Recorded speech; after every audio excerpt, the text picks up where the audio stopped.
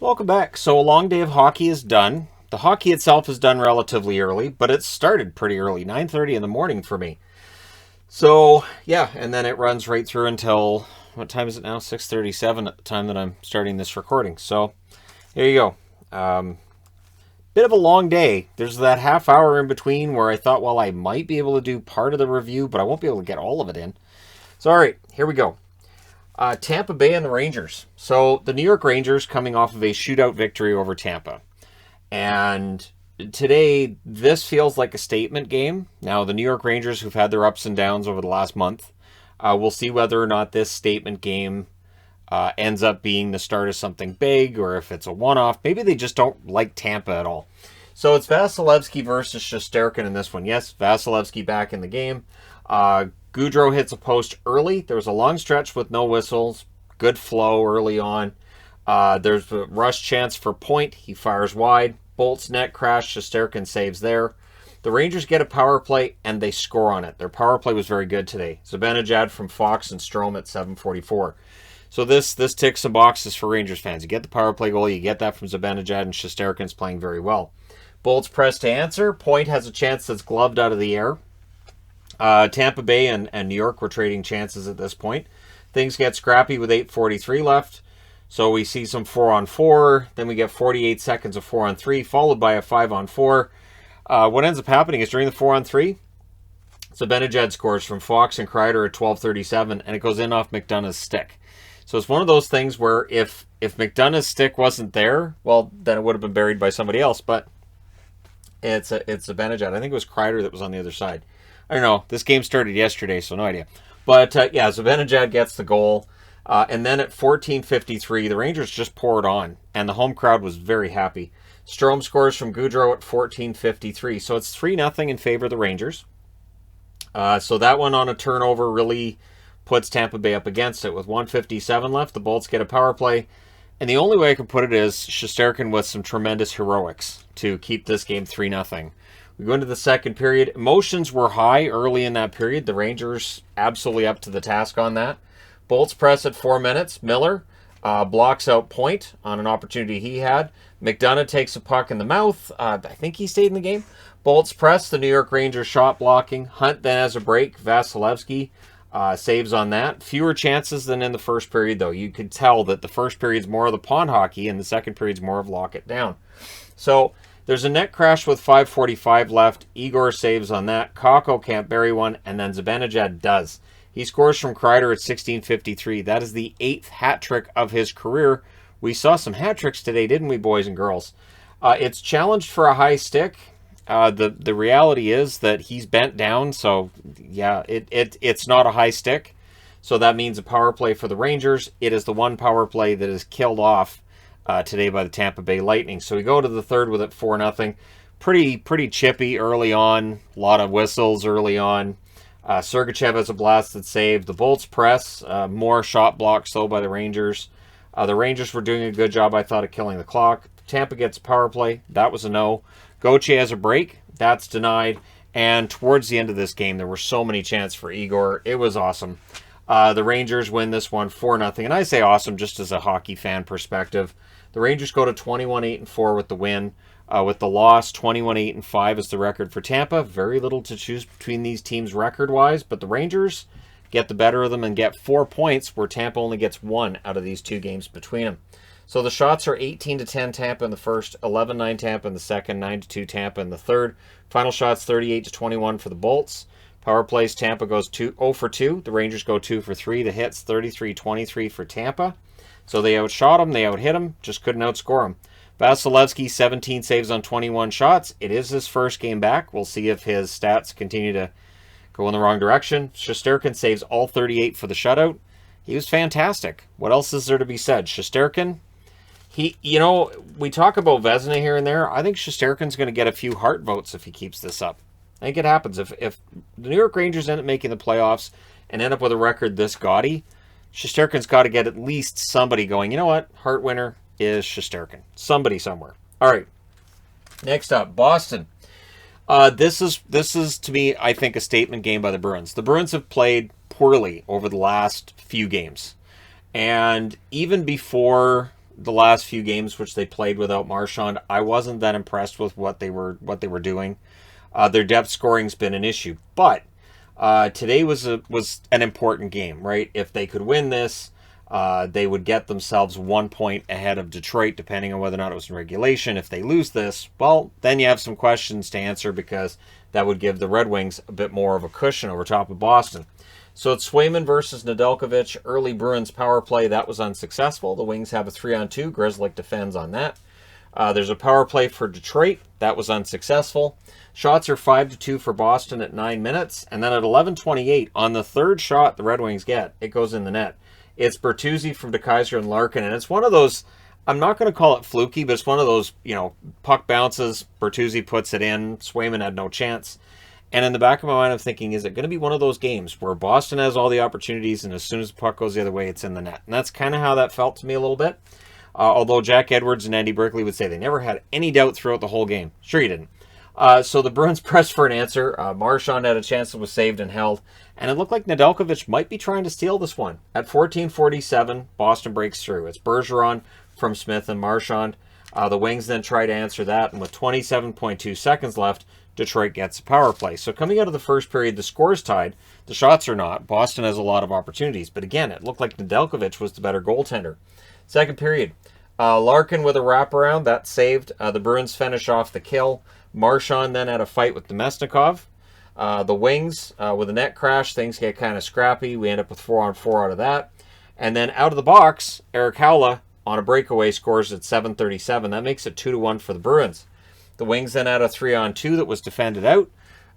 The power play then happens again for the Wings, so they get another opportunity with the power play. That was killed off. Swayman then denies Raymond. Steen can't bury one as the Bruins press. The Wings go back to the power play. That power play was very good for Boston. Shorthanded chance for Bergeron. Marchand was in on that too. And then there's a shorthanded break for Haula, and he hits the post. He was so close to getting 2 breakaway goals in the same period. But it's killed off because they don't allow any shots because they keep the puck in the other end a lot. Bergeron then with a rush. He can't bury it. But it's 2-1 Bruins after 2. Even though Detroit had a decent second period. Third period, early press by the Wings. Osterley has a shot that's saved. The Bruins clear it out, but they iced it. They get away with it. Bruins, it felt like they needed to push back because the Red Wings early on in this period were doing very well. And push back they did. First, it's McAvoy from Hall and Coyle at 5:59. The Bruins press for another, and they get it.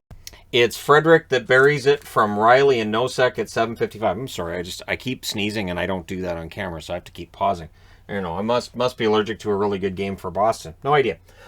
So they score here, and it's Frederick's first goal in a while, I think. I don't think he had anything this year. I know he's been struggling to get goals. And he took a penalty, too, so it was nice to see him get the goal to make up for taking what was actually kind of a careless penalty at the other end of the ice. Bruins try for another. DeKeyser was denied. The Wings would press, but then at 10:39, Nosek scores from Steen and McAvoy. So Nosek with a goal and an assist in the third period. It's 5-1 in favor of Boston. Bruins get themselves a power play.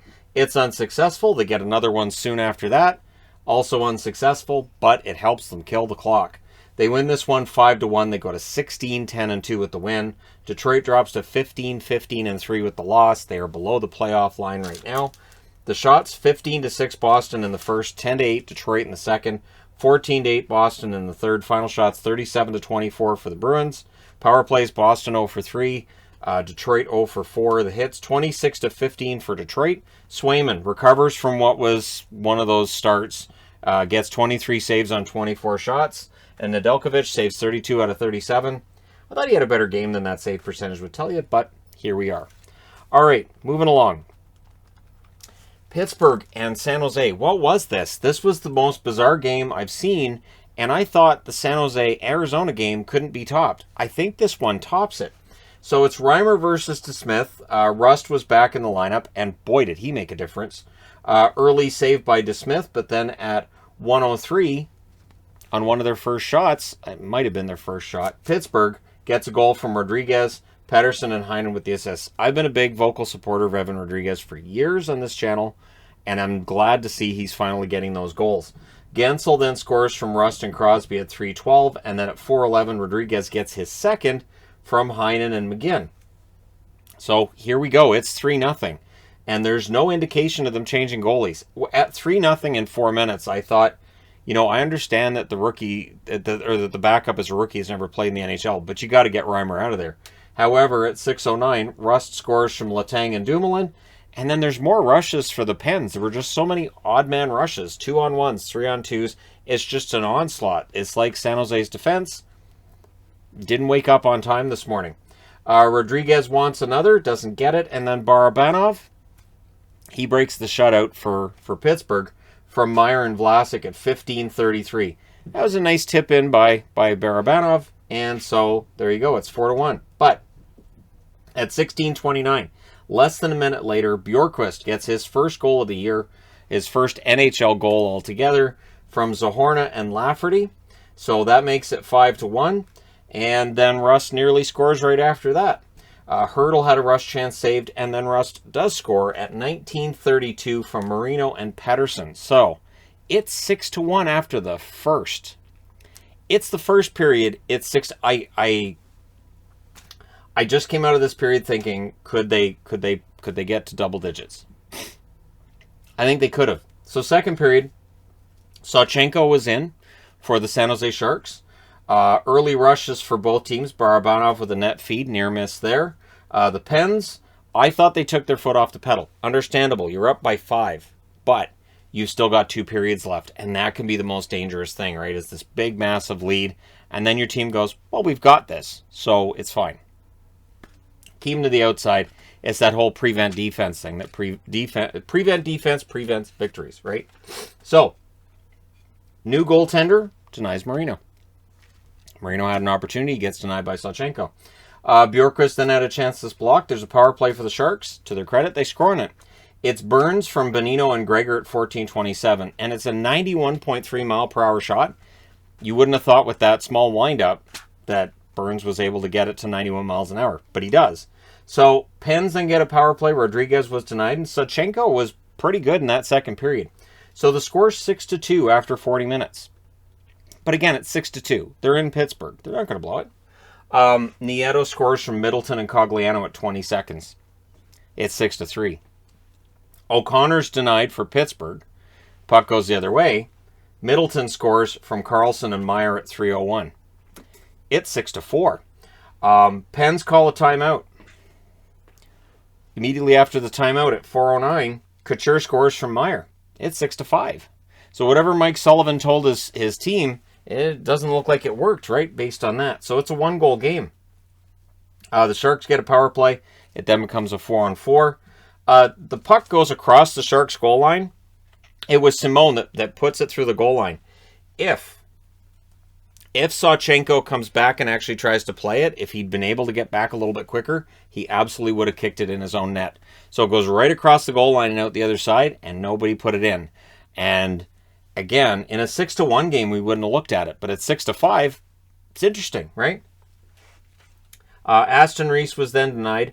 Hurdle nearly fools DeSmith and the Sharks press. 2:52 left. The Penguins get a power play. And after that power play is done, it's Rodriguez scoring from Letang and Rust at 17:59. That is the first career... No, that is a power play goal. Rodriguez scored on the power play. That's the first career hat trick for Evan Rodriguez. And there you go. Makes it 7-5. Hurdle hits a post. The Sharks pull the goaltender. That allows Rust to get his 5th point of the game. Welcome back to the team. From Crosby and Letang at 19:49. And it's 8-5. So, hat trick for Rust. Hat trick for Rodriguez. 5 points for Rust. Absolutely amazing game. 8-5. Crazy. 2 hat tricks for the same team in the same game. First time that the Penguins did that since 2008. 18-8-5 is the record for Pittsburgh with their 8th straight win. It's not pretty, but it's their 8th straight win. San Jose drops to 17-15-1. They almost did it, but they didn't. Your shots in this one, 17-10 Pittsburgh in the first, 8-7 Pittsburgh in the second, 14-10 Pittsburgh in the third. Final shots, 39-27 for Pittsburgh. Power plays, 1 for 2 for the Sharks, 1 for 3 for the Penguins. Hits, 51-32 for the Sharks. Reimer saves 11 out of 17. Sawchenko saves 20 out of 21. and DeSmith saved 17 out of 22. My biggest fear was that after it became 7-5, that the Sharks would score a 6th goal, because then Sawchenko would take the loss, because he would have allowed the game-winning goal. So that was my number one fear. I was like, do not score if that means Sawchenko is going to take the loss, because that would have been too bad. We'll see if he gets more action for the Sharks or what happens from here. It's very interesting. Fascinating game. All right, moving along. New Jersey. This game started out kind of, well, I don't know if slow is the right word, but this is what New Jersey needed to do, right? You have Blackwood versus Samsonov, early press by the Devils, and I put up here, quiet start. Good for Devils, with a question mark, because it feels like if you can take some of the energy out of the game and you don't let the big names in Washington get going, you have a better chance. Hischier had a rush chance that was caught, and then Sharangovich, who's been hot lately, he scores from Hughes and Subban at 7:15, and then a minute and 14 seconds later, New Jersey scores again. It's Severson from Mercer at 8:29. Kuokkanen then had a rush chance that was saved, as teams are trading rushes at this point, but New Jersey's up 2-0. Blackwood denies Ovechkin. Bratt was denied. And honestly, this is where you can see it's a good road period for the New Jersey Devils. Severson has a shot tipped wide. We get 2 minutes of 4-on-4. Carlson would score in the last minute. He scores from Scarbosa and Orlov at 19:13. And I thought the defense on that one wasn't great. So, New Jersey, not their best moment. And I thought it took some of the energy away from what had been a great first period for them. Hamilton was out. He took a puck in the face in like the first 6 minutes. He did not return to the game. So I haven't heard word yet on how long he might be out. We'll probably find out tomorrow. So second period, up 2-1. They make it 3-1. It's Hischier scoring from Severson and Siegenthaler at 22 seconds. So New Jersey takes a 2-goal lead on the road. And it looks like, hey, this could end up being a big game for them. Devils get a power play. And during that power play, Hagelin nearly gets a shorthanded goal, but the power play is killed off. Caps press at 5.5 minutes. The Devils had a 2-on-1 that misfires. Sharangovich was in alone. Samsonov makes the save there. That was a leg save that he made on that one. The shots are 7-1 for the Devils 9 minutes into this. Like, the second period was all Devils at that point. We get a power play for the Caps, and out of that, a shorthanded chance for Mike McLeod. And that was saved. And so they killed that off. Back and forth chances with 3:30 left. And then in the final minute, Michael Kempney's stick decided, I don't want to live anymore. And so it turned heel and made sure that he didn't get a shot off. It just exploded. So we go to the third period with the score 3-1 in favor of the New Jersey Devils. And this is where they kind of New Jersey'd it up a bit. So the Devils were breaking up chances for the Capitals. They were doing very well. Ken Danico was happy, and rightfully so here. Mercer with a rush. Samsonov saves on that. Hischier had a net drive. That wouldn't go. Devils press at 9 minutes. So again, they're keeping up that pressure. They're doing pretty well. Boquist has a chance that's saved. Ovechkin was denied on a blast up high. Then we get a puck to Siegenthaler's cheek. That's two defensemen hit in the face with a puck in this game, both on the same team. Siegenthaler would stay in. The Devils were giving the Caps very little until it doesn't take much with the Caps. So Dowd scores from Hathaway and Van Riemsdyk at 13:22. And then the Capitals would tie it. It's Connor Sherry that ties it from Eller at 16:13. And then the Caps, there's blood in the water. They are seeking the lead. But the Devils managed to get this to overtime. So Caps control on the faceoff. There was some back and forth during this overtime, both teams getting chances. Sharangovich steals one. The Devils would control it. And Hischier ends up scoring from Hughes on a turnover that Hughes forces, and that's at 2:56 of overtime. New Jersey wins.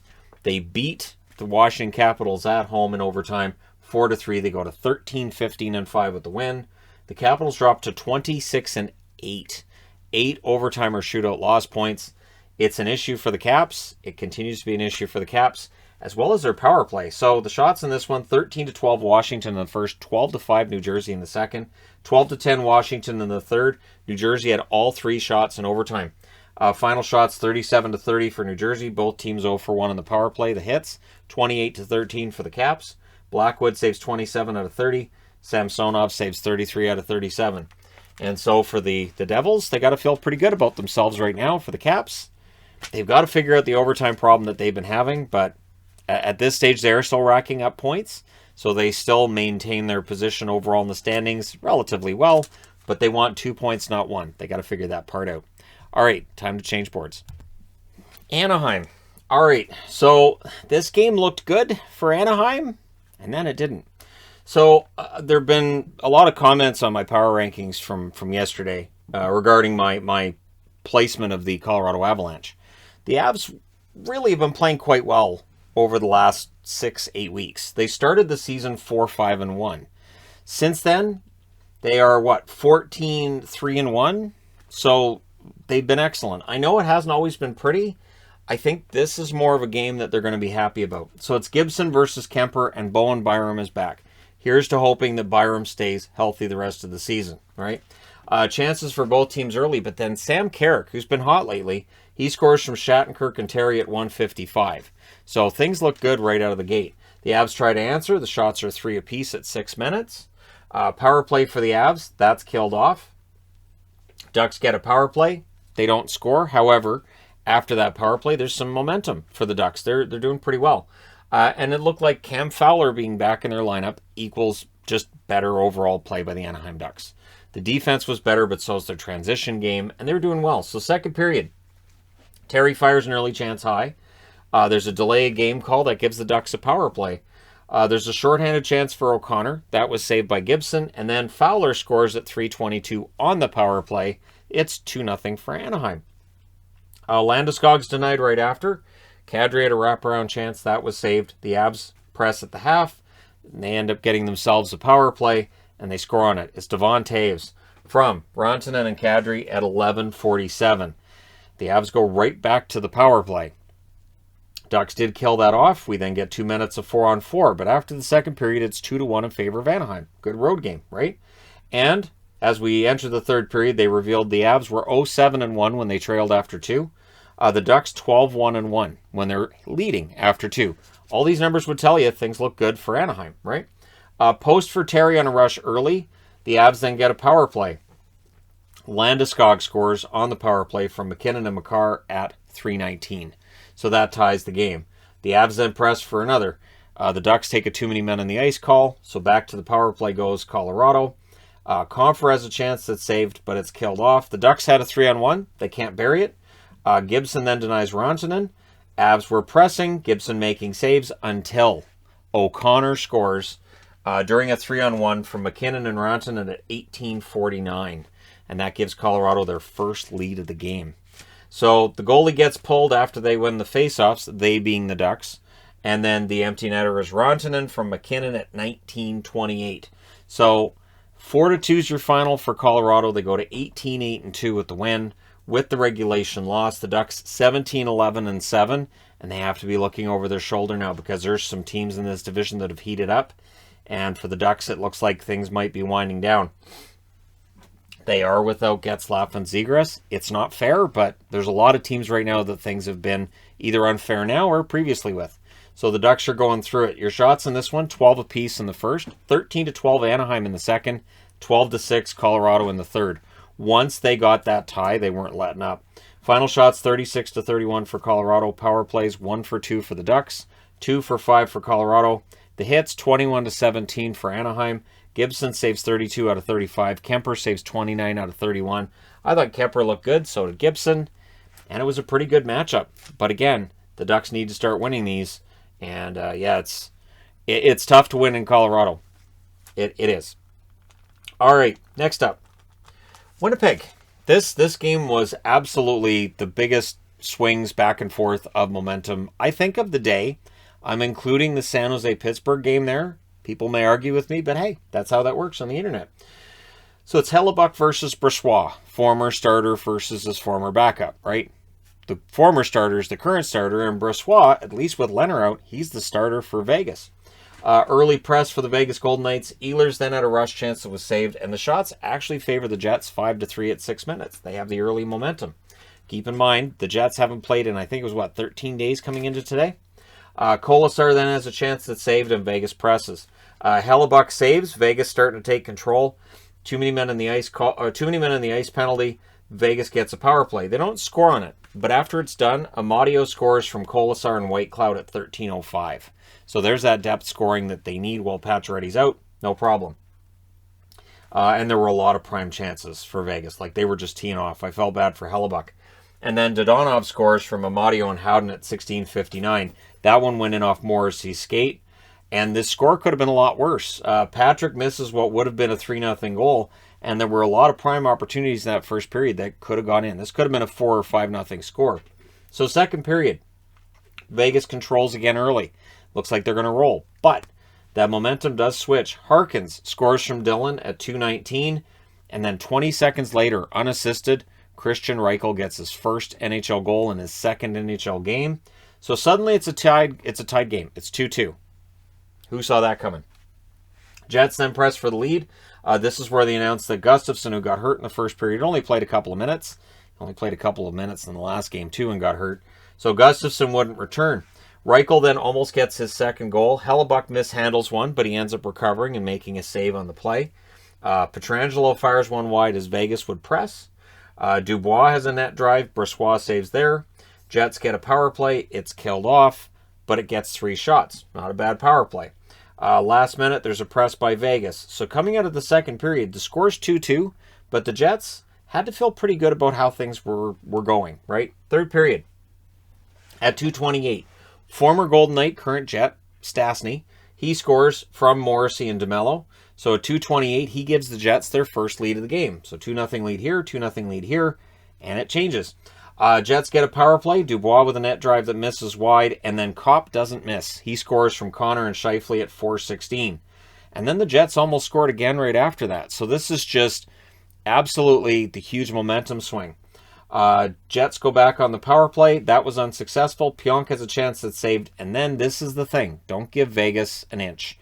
Janmark scores from White Cloud and McNabb at 13:37. He's in alone. He fires a top shelf. No chance for Hellebuck. It's 4-3. So Vegas pulls the goaltender with about 2 minutes left. Stastny misses the empty net with about 25 seconds left.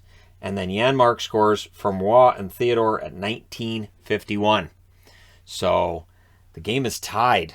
Winnipeg, who should have won this, there should have been that empty netter for Stastny. It doesn't matter, it didn't quit. So in overtime, Vegas controls on the faceoff. Dubois a tip that goes wide. Smith had a rush chance that was denied. Kopp was denied. This was a very back and forth, very open 3-on-3 that we had. And then Connor would end it from Morrissey at 2:39. Winnipeg survives this one. They win it 5-4 in overtime. They go to 15-11-5 with the win. With the overtime loss, pretty sure Vegas is the last team now to get a loss in extra time.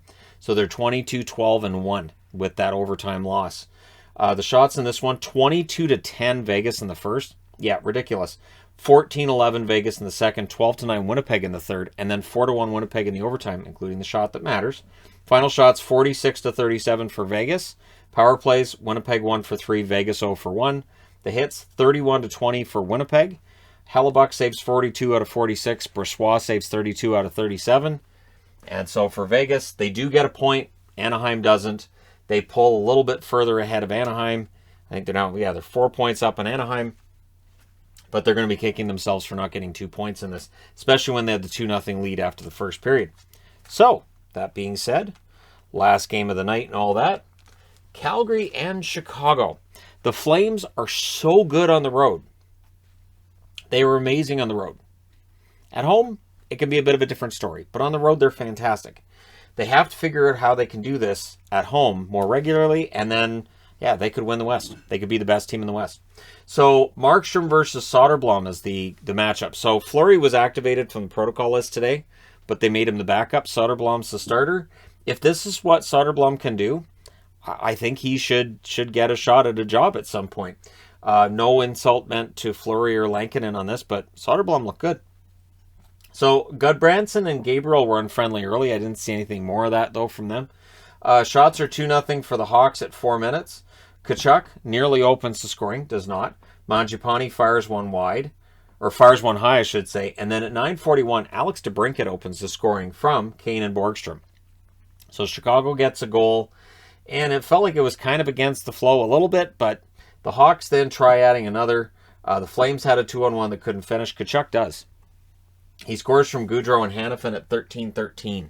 So it's 1-1. But that first period, it felt like, low chance, pretty good defense by both teams. Keeping teams to the outside, not letting them get that second and third pass through and all that.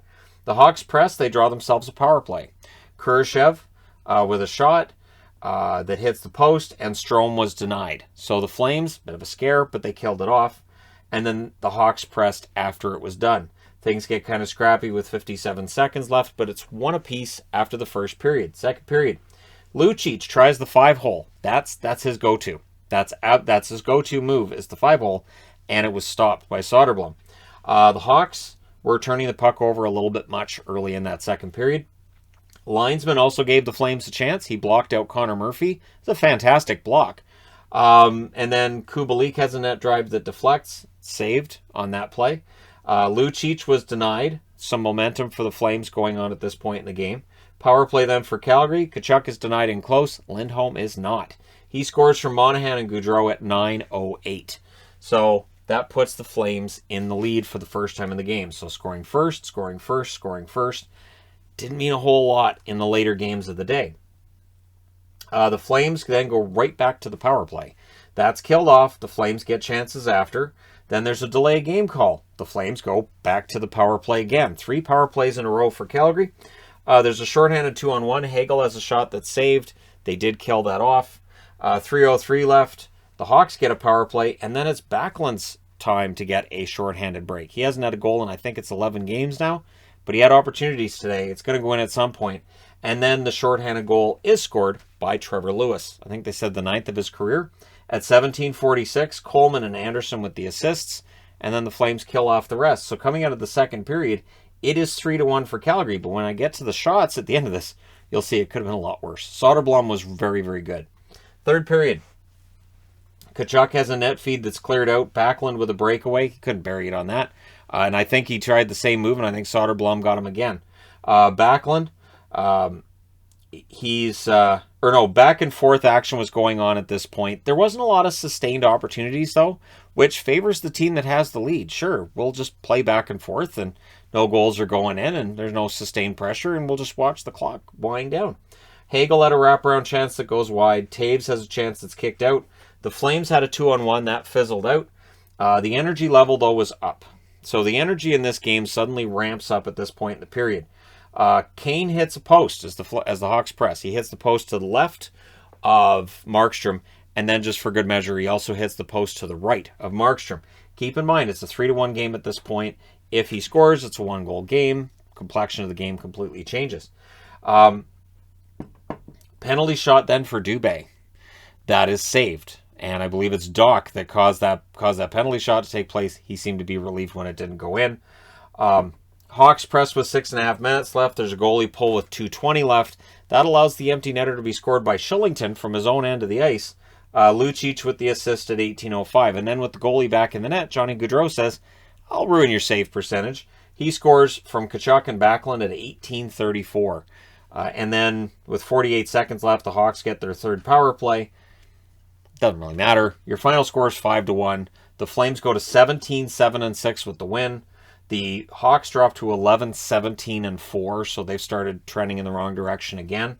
The shots 11-6 Chicago in the first, 26-9 Calgary in the second, and then 11-10 Chicago in the third. Final shots 42-31 for Calgary. Power plays, Calgary 1 for 3, Chicago 0 for 3. The hits 35-21 for Calgary. Markstrom 30 saves on 31 shots, bounces back nicely from his last start being kind of mediocre. And Soderblom saves 37 out of 41. Again, I thought he played very, very well. I kind of thought it was too bad that Gaudreau scores there just because, otherwise you would have had 37 saves on 40 shots, and that's fantastic. But 37 saves on 41 when you're, number 4 goaltender in an organization? That's not bad. So, he was playing against one of the best road teams in the league, and he counted himself pretty well. We'll see what happens with Soderblom when everybody's back, and what the Chicago Blackhawks do with him, I'll say going into next season. But hey, let me know your thoughts regarding these games in the comment section below as always. Don't forget to hit like and subscribe if you're browsing your way through. You just happened upon this video. Thank you guys so much for watching, for all your support. I will talk to you again soon.